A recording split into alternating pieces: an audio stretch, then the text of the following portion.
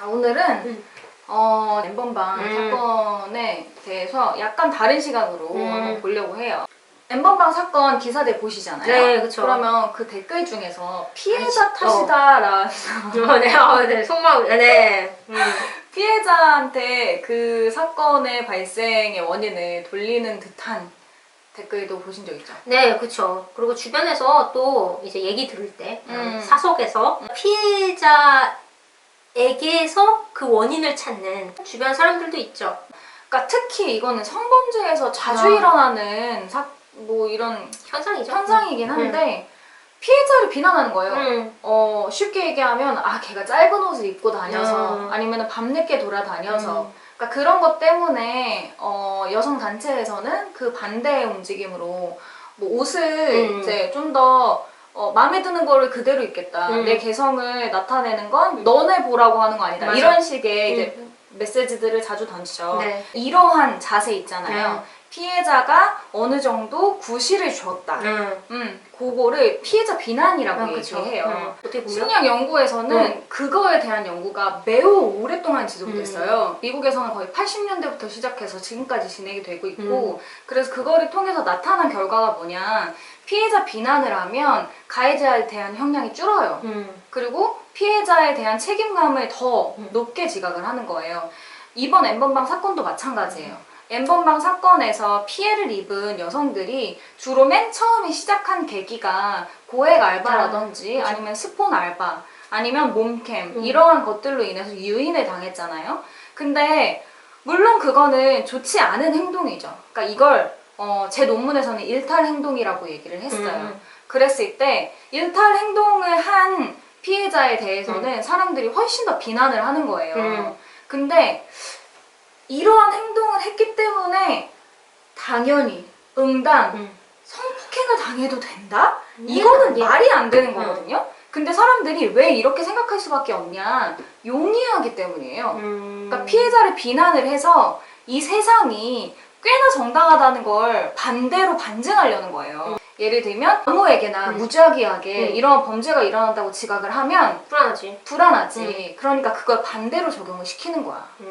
그런 일을 당하는 여자는 그럴 만한 이유가 있어. 오히려 여자도 내가 그런 일을 하지 않으면 나는 그런 일을 당하지 않아 라고 생각하는 거죠. 그러면은 그러니까. 피해자에 대한 어느 정도의 백그라운드가 이제 뭔가 판단에 영향을 미친 거죠. 그쵸. 그래서 사법부도 마찬가지고 언론도 마찬가지고 피해자에 대한 정보를 제시할 때 매우 신중해야 돼요. 그렇죠. 왜냐면 사람들이 너무 현저하고 눈에 띄는 정보에 영향을 받거든요. 맞아.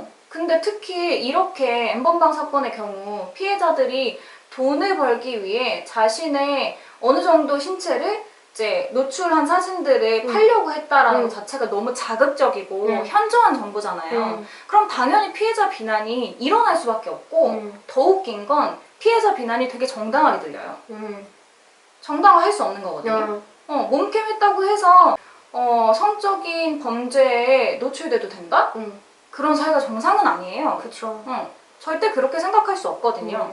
그러니까 이게 뭐 댓글이라든지 비난성 댓글 이런 거에 대해서 물론 뭔가 성범죄에 관련된 법조문으로 처벌을 하고 있진 않아요. 그렇지만 그 사람에 대한 명예라든지 이런 쪽으로는 명예훼손을 하고 있는 거거든요. 그럼요.